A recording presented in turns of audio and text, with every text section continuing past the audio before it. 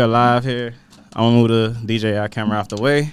And then we got Durio's honorary seat right there, ready to go. We're waiting for him to come. Yeah, as soon as you guys here, we are making professional content. Right now, we're just winging it. We're warming up. Layup line. Just two guys trying to learn the industry. Yeah, that's all this is.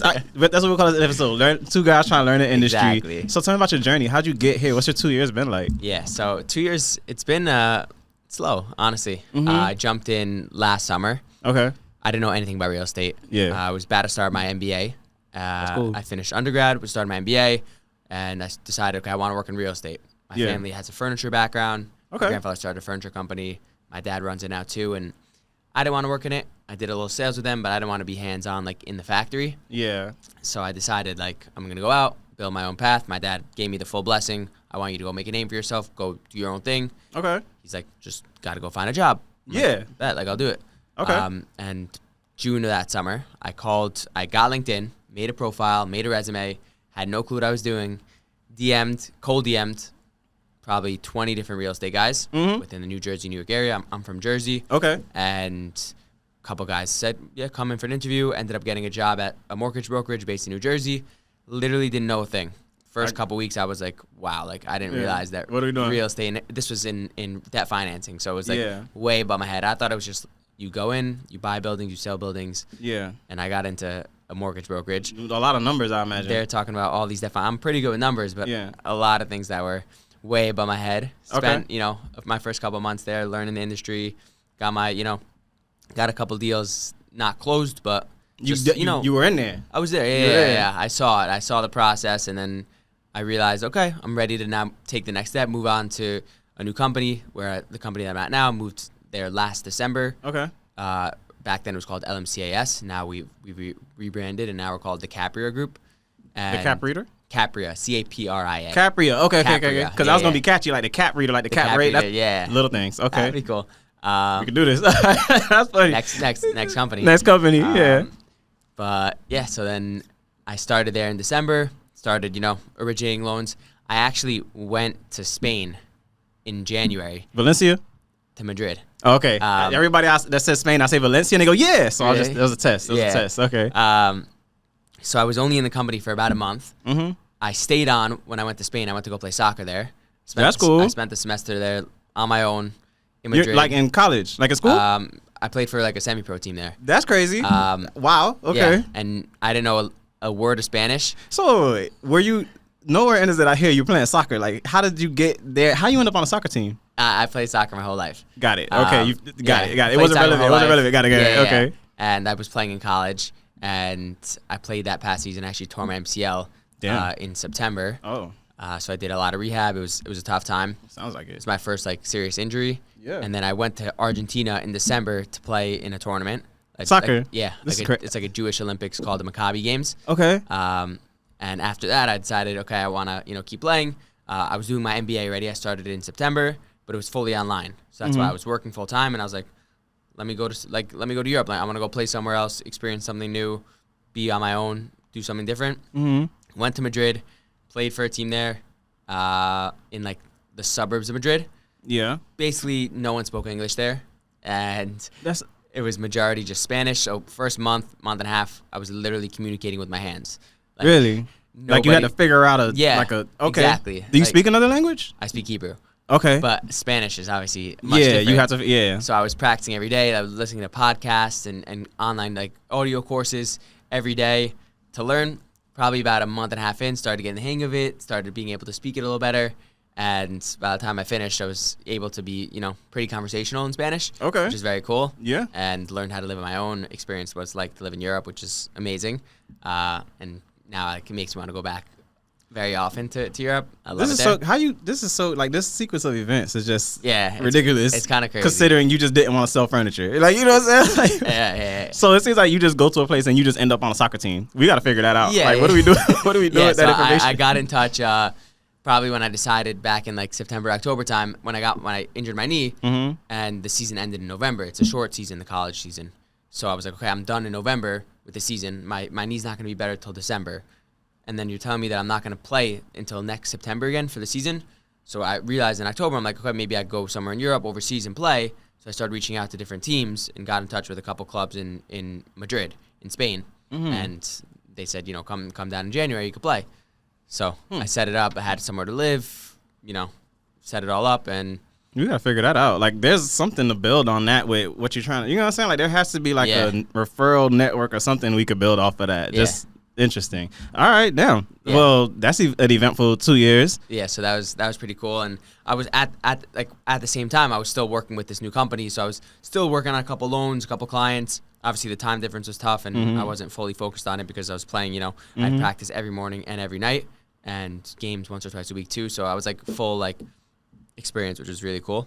Why not just keep going with soccer? Like, that seems to be your, you just end up in soccer. Like, you know what I'm saying? So it just touches you. That was a big realization for me. I was playing in the 6th division in Spain. Yeah, I don't even know what that means. It sounds important. It sounds important, but you realize the 6th division, you don't get paid for it. Okay. And you realize the level to even get to the 4th or 3rd division is significantly higher. I hear you. We look at athletes playing on the TV and think, oh, I could play with them. Yeah. You don't realize how much of a gap there is between you and the guy that you're watching on TV. I hear you. So I was playing in the 6th division. Even to get to the 3rd division where they start paying you, it's a massive gap. And I was 22 already at the time. I see. How old are these soccer players that are usually on this these third? kids are starting. One of the best players in the world, Lamine Yamal, he plays for Barcelona. He's 17 years old. He's 17 now? Yeah. And right now. And he's one of the best players in the world right now. This is crazy. So, you got to be, all playing from, the highest level. So that was a realization that I was like, even if I make it anywhere professionally where I'm making money, I'm not going to be anywhere near where I make enough money to support myself. I see. I'll play for fun. I'll enjoy it. You need a higher ceiling. I realized that the real estate could be, a higher ceiling. Something exactly. That makes sense. But you definitely got to figure out the soccer community in your real estate career. Yeah. I think that'll be a perfect mesh. I've already connected with different people, especially Spanish people. Yesterday I met with a guy from Spain. And you speak Spanish. I speak a little Spanish now, so I can speak to him. He was from Madrid. He sent me a couple deals he's working on, industrial deal in Texas. Perfect. Yeah. He's financing for. You're in the right place. So that's and you're good with numbers. Yeah, exactly. We have a mesh. Exactly. So that's what I realized. I realized the whole first half of my career is just cluster, just doing everything. You tell me what to do, and I'm going to do it, and I'm going to figure it out. And this part of my career is all right, let's find your way. What works for you? Yeah. So I was a broker. I had 15 agents, and then I was just trying to be on autopilot. Okay, I'll bring the deals in, and then the agents just close them because I just had a baby. Time management is a big issue. So I'm trying to I know my problems. Let's have someone else fulfill those problems. But now it's to the point where my new brokerage I'm in, because I scaled back to say I need guidance. Yeah. They're telling me I have to solve my own problems before I can build a team again. So I had to let go of the remaining part of my team and handle all of my pain points myself. So now I'm just in a mental crisis. Focusing on lead gen is working. Leads are being generated. But when it comes to that follow-up work, the things the leads I just talked to want me to do, it takes me so long to do it because I don't have the time, and then I got to go showings and then this. So I'm trying to figure out my consistency so I can earn a team again, because you're playing with people's life. You can't just for sure. You gotta be able to have consistency. Yeah, it's consistency, but also efficiency. Yes. If you're efficient with your time, we only have so much time in the day, and I know you think like me, where there's a million different things you want to do, right? Yeah. Now that I started doing content creation, everything you think about is, that could be good for content. That could okay, let's do that. So I'm just all in. Yeah, and there's so many ideas going through your head at the same time, and there's only a certain amount of hours in the day you can get stuff done. And then while you're doing stuff, you're thinking of more stuff. Exactly. And then people are asking you to do stuff, so you're just constantly writing on this infinite to-do list, and you're like, there's a million things to do, and I think it's also really important to have your priorities and know what your priorities are. And every day you have these 2-3 things. Every day I gotta hit the gym. I know that. No excuses. That's a non-negotiables. In the morning I hit the gym. In the morning I say my morning prayer. Talk to God. Say my prayer. That's non-negotiable. Those things I hit every day, no matter what. No matter how busy I am, no matter where I am. Those are non-negotiables. Other things, LinkedIn posts now, I committed to posting every day. So right now, that's a non-negotiable for me. In the morning, 9 a.m., I'm getting my post out. Well, now you got Planoly. Yeah, now you can schedule it. I could schedule it. So on Friday afternoons, you just all your posts for the week, boom, done. Yeah, that's scaling. Which save me a lot of time. Yeah. And then that gives me more time to do something else in the morning, which could be setting up more meetings or, just whatever the next important thing is. Exactly. In real estate, every day is different, right? Yeah. You can meet with different people. You have different events, different calls, So it's about obviously priorities, but then it's also having time for those things that are different every day that show up. Like this is not happening every day. Right, no. A podcast, sitting down. But I made time for it this morning, made sure to get all my stuff that I need to do done this morning, have a couple meetings later tonight, have a couple calls that I pushed off to the afternoon so I could make time and have, this to set up. So yeah, that's what I'm learning now. So they're showing me time blocking and like really, do you need to do what all you're doing? Yeah. What could you have not done that no one would have noticed you didn't do it? You know? So I'm like, you're right. So they have me reading a bunch of books. So The Millionaire Real Estate Agent, you have to read it 7 times. I read it. I'm on my 4th time. Okay. The 80-20 rule, it talks about how 80% of your time needs to be dedicated towards 20% of what brings you the most results. Yeah. So, I'm on like a month-long study session. So I wrote down everything I did for the day. Then I wrote down everything I do to generate leads, and I wrote, this is gonna be the crazy part, I went through every single like opportunity in my database and I notated where it came from, and I realized most of it comes from just people in my phone book and like social media engagement. So I'm like 80% of my time needs to go to that. So I focused my whole day to that, and now leads just incoming. But now I don't have time to do the work they want me to do. So long story short, I used to just generate leads and then I'll stop. Now let's work on them, and then I'll stop. Now let's close them, and I'll stop. Then everything stops, and I got to start over. So I was trying to, I generate leads, you close it, but it just doesn't work because I don't know when there's a problem over there. Yeah. And then it just, I need to be aware. So this is me trying to build my awareness. For sure. There's a lot to learn, but I mean. It's good that you're doing this. Like this. I love this. I mean, this is my first time doing a sit down in a studio. I mean, the studio's amazing. I got to get one of these set up. You will get, bro, you got it. Show me the tutorial. We get it set up. I got you. I'll send you the video. I'll send you the link. Yeah, the goal is to, obviously this is the first one I'm doing, and hopefully get on, build my own podcast, obviously get video clips to post on LinkedIn. That's a good part, clip the conversations, exactly.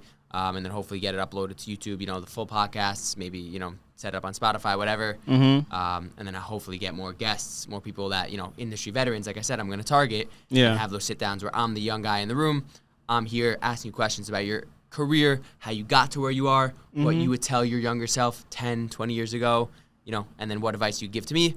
And that goal is to then spread it to other guys who are younger like me, just getting started a couple years in. They, every day they're going to want to watch my podcast and say, oh, he sat down with this guy. Let's see what advice I'm sitting down with, say Bob Knackle, who's, been in the industry for 30, 40 years, one of the best in the game, right? If I'm sitting down with him on my podcast and he's giving me advice, any guy who's in my situation will want to listen to that because he's essentially giving advice to all of us. Yeah. And that's the goal, is that I'm sitting down getting the advice physically, but then posting it so that everybody gets it. And then it shows that you're even caring to take the time to learn this advice. Yeah, it's like, wow, he's learning directly from the source. I want to work with that guy. Yeah. That's honestly how like my business model is, but I'm just trying to like scale it. Like it's just because after a while you just start doing everything, and you just. My problem was I was not saying no to anything. So if anyone, it got to the point where people was like, yo, let's do a podcast. I'm like, let's do it. And then now I'm like, all right, now I got to think like, what should I even ask this guy? Like I don't even know what I want. So now I'm just like, I have to want to have a takeaway. Like I need to learn this from this person. Can we do a podcast? I'm just more intentional with it now. And I used to like, this would take up my week. Now it's like I can only allow like really 1 day a week for this. Like, because then I won't get my calls done. I won't get to touch my database. I won't do, so I'm more structured, and that's what you're gonna learn. And I'm just so happy that like you get to hear my problems now, because you could cut them out. Like, all right, stay focused. What's generating money? This is great. I just hired my first virtual assistant. Okay. So I've been leveraging my team for that, but I guess that's why they're like frustrated, because they're doing virtual assistant stuff. So now I'm trying to figure out, what should I do? What should the virtual assistant do? Yeah. And then trying to keep up with the virtual assistant asking me questions, but I'm all busy over here, and I got to keep up with her questions. And then my other thing is like, I got to train the virtual assistant, so the things I need her to do so I don't have to do, I still got to do it because I got to train her. Yeah. So it's like the little things that I just need to make time for. And then anytime I come back and ask for help on that, it just goes back to time block. Yeah. So that's the name of the game. The virtual assistant is crazy nowadays. Everyone's getting one now. You have to. You have to. Like, you will realize once you get one, you'll be like, oh, I should have been to this. Yeah. Like, honestly, like, figure it out. Figure out a way to get one. I started with mine initially. She was part-time, 8 a.m. to 12:30 p.m. Okay. And she just did my, like, lead gen stuff, like the hands-off stuff. Yeah.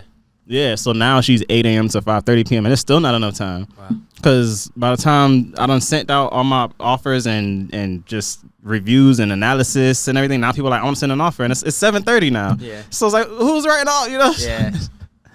Oh, I'm tired. I hear you. I'm tired. I gotta do some research on a virtual assistant. There's a class. Yeah. There's a class on it. With Miami Realtors. Are you still in the lender world, or are you a realtor? You're in a realtor. Miami. Okay, yeah. Well, you should still be able to take the class. I mean, yeah. But there's a class on VAs. I would definitely look into it. And I wanna check that out and see. I mean, I don't necessarily need one, but like, you'll be surprised. Yeah.